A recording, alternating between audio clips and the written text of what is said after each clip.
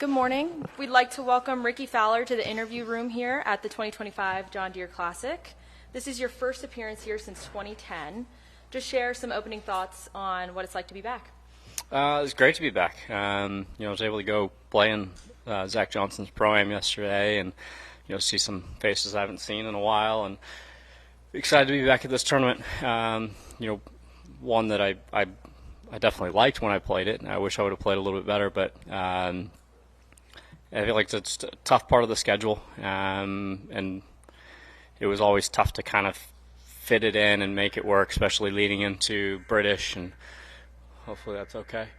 I was just excited that it was able to work out this year. Decided to take next week off with Scottish and play more here in the States. Looking forward to taking the family, over to the Big Dig tonight. This is a great family event, so been a little different spot in my career and being able to do that stuff now. You have 5 top 25 finishes this season. Can you just talk about the state of your game heading into this week? I wish it was some better finishes than that, but it's at least been heading the right direction. I feel like trending at the right time, taking last week away, but outside of that, I feel like been seeing a lot of positives and like I said, heading the right direction with the time of year we're in, and just got to keep it simple, go out and have fun and play golf. Awesome. All right, we'll open it up to questions.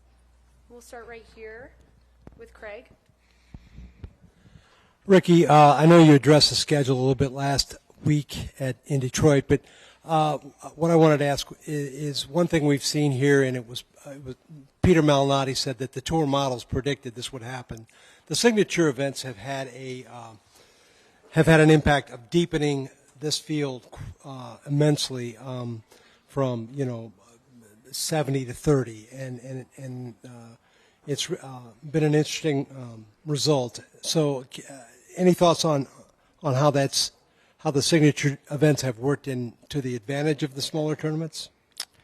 I think it's such a fairly small sample size. The signature events have only been around for a couple of years, but I do think we've seen maybe with the amount of cards that there's more guys struggling to get into some events. You're seeing guys playing more, what these events mean, what points mean, until everything kind of settles, or there's maybe an adjustment or change in how many events and what events are worth as far as having signature, regular events, and then opposite fields.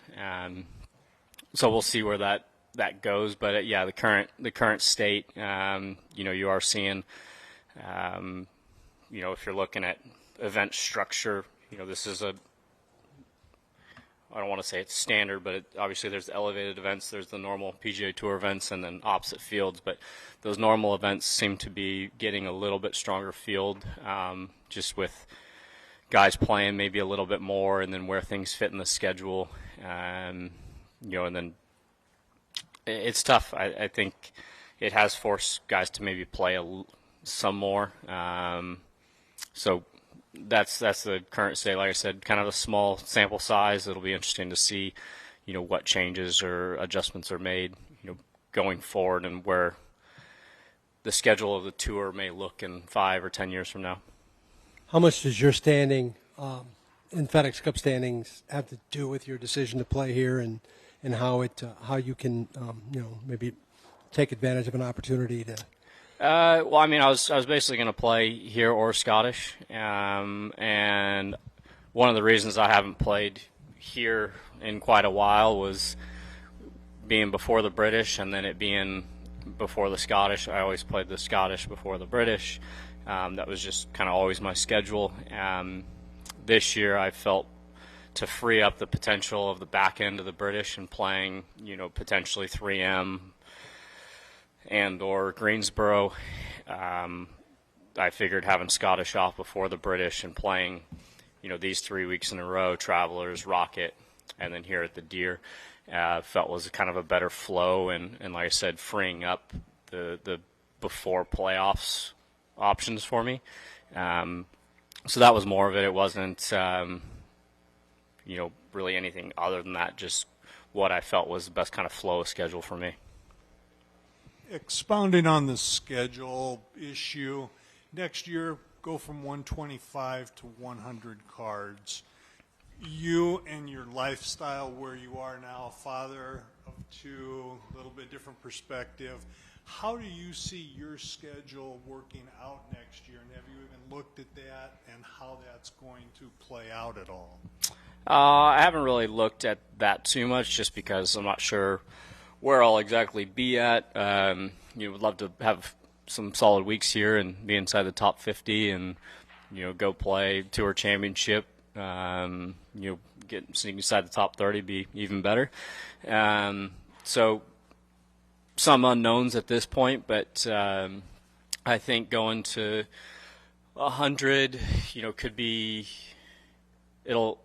I think it's a step in the right direction as far as, we all want the PGA Tour to be the most elite tour there is on, out here, the best product. Not saying that just the 100 is how we get there, but, with guys getting, maybe fewer and fewer starts that are towards the back end of what cards are available, guys earning cards, whether it's Q School through Korn Ferry, I feel like their first year is almost like a tryout. You only get, a handful of starts, and you better play good when you do, versus when you earn a card to actually feel like you really have one. I think, that may be potentially where the tour might be heading. Ultimately, it probably would be less cards, possibly less events. To me, I think I mentioned it last week, but to me, I believe as far as the PGA Tour and the product and being that elite, I don't personally believe in secondary or opposite field events. That's just me personally. I'm not saying they should or shouldn't be around, but for what I believe that the PGA Tour is, that's kind of where I'm at. All right, we'll go to Bobby. You said you liked the course, you liked the tournament 15 years ago. So now that you're back, you've had a couple of days. Can you think back to what you specifically liked about this tournament and this course, and how do you feel like it sets up well for your game here this week? Well, I mean, it's definitely a golf course. Play well. There's a lot of offense. You can make a lot of birdies around this place. I haven't been out on the course yet this week. I'm going to go play the front nine this afternoon, hopefully get reacquainted, and be in back nine tomorrow on the Pro-Am. So I've always kept up with the event, depending on somebody's playing, or Jordan, Zach, Stricker back in the day, the guys that were, in contention. And so remember the course a little bit, but it's a little different, watching, whether it's on the app or on TV versus actually playing. Yeah, it's a great golf course. I'm looking forward to getting out there today and tomorrow and teeing it up on Thursday. Go back to Craig.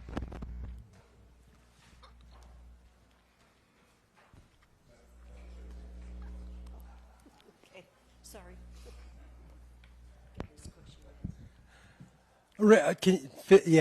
15 years is a pretty long time. A lot's different. You get to take your toddlers to the big dig. How has your life changed? How are you a different person from basically the kid who came out here in 2010? Yeah, I mean, this is 16th year on tour, and I don't feel a whole lot older than I did then, but maybe a little more experience. Married, and like you said, 2 kids, and different part of my life now. Golf is still a priority and what I love to do, but there's some other things that have moved in front of that. Obviously, there's times where I need to go to work, go practice, go play, but family is family. So I'm excited that we still get to travel together week in and week out, up until school really starts. At that point, it'll be here and there, and primarily just summers, but enjoying this part of life right now, and like I said, and kind of enjoy it while we can. Special to be all together, and then like this week, you're here at the Deere, being able to have something like the big dig. I know not sure if our 3.5-year-old Maya, I'm not sure if she fully understands it, but she'll be pretty excited there tonight. As soon as she sits down in that big escalator, she'll be pretty excited. Mm-hmm. What Jordan was here last year, and he talked a little bit about going through the same kind of changes you have, and still trying to find that kid-like joy that carried him out of the bunker here in 2013. Do you need to find that? Do you find yourself searching for that sometimes on the golf course? I mean, I love to play. I think sometimes when you're out competing, it's and when you're struggling or maybe not getting the results that you want, it can be tough to be out there and feel like you're having fun. I mean, I go teeing it up with friends at home. That's still fun. I love to do that. It's a lot more fun when you're playing well at tournaments and in contention. But when you look back, for me, looking back at the few years that I've struggled, once you're out of those, I enjoy the grind. I don't know if everyone else does. The guys that have had success and been, through the ups and downs, you appreciate the tough times because they kind of help define you a bit and appreciate the times when you're playing well.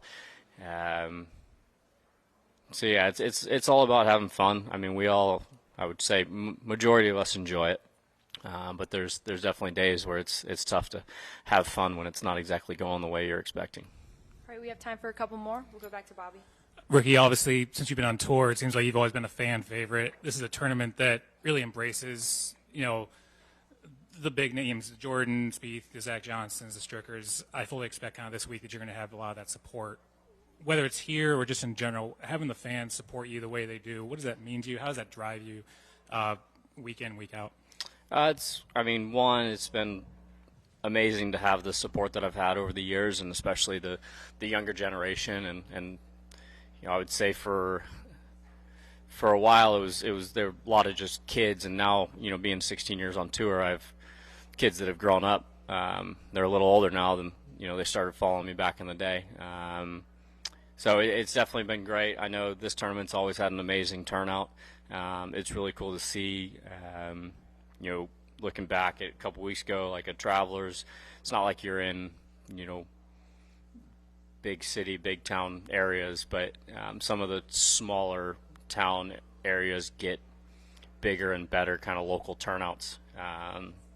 It's kind of the thing that's going on versus being around a big city. There's plenty of options of other things to do. So that's what's been, I think, special about this event at the Deere is it's the fan support and kind of the energy and the atmosphere you get out there is pretty cool. All right, last one here with Tom. Hey, for years you have been one of the marquee names in PGA Tour fields. When you come to an event like this week where you are the name, people want to come out and see Rickie Fowler, does that help get the juices flowing again for you? It does. I mean, it was special to be able to kind of, I guess, earn that early on with just kind of being different, obviously playing well and having that younger following and the kids gravitating towards me, which can't plan that, but special to be in that position where kids looked up to me and being able to be that person for them. It is added pressure, but it kind of comes with what we do, and I enjoy it. But yeah, it's tough at times when you might be struggling out there because you want to play well for the people that are there to support you. But it's also nice in those times where you are struggling because you can look around and see kids wearing Puma hat or dressed as me or dressed like me, and kind of gives you a little bit of helps put things into perspective. And it's like it's a game we play. It's tough. Yeah, it'd be nice to play well all the time, but that's not everything. But to have that support can help get through some of those tough days. Any added pressure when you come into an event like this where you are, the banner name? Yes and no. I mean, at this point in my career, we've played quite a few events, and like I said, golf isn't necessarily what defines me. I think more my family and friends and who I am as a person is much more what I'd rather be remembered as. Golf's a bonus, and it's not that I don't care by any means, but I think there's a fine line of maybe trying to push too hard or put too much pressure on yourself versus kind of sit back, relax, and enjoy. So, like I said, fine line there. Caring enough, but not too much to make that a struggle versus what we're kind of going back to earlier was just having fun and enjoy the situation that you're in. There's been some chatter about you being an assistant captain for Keegan. Interested? Is that something you want to do? I haven't heard anything on that. Obviously, I've loved all the team events I've been on and been a part of. So we'll deal with that if it comes to that. I'm obviously happy to help out, but I know Keegan's working on trying to make his own team. He's got some great guys at his side helping out. If they want me there, I would hope scheduling everything would work out. It'd be fun to be a part of, but we'll deal with that when it gets to it. Awesome. Thank you for your time, Rickie. Good luck this week. Thank you.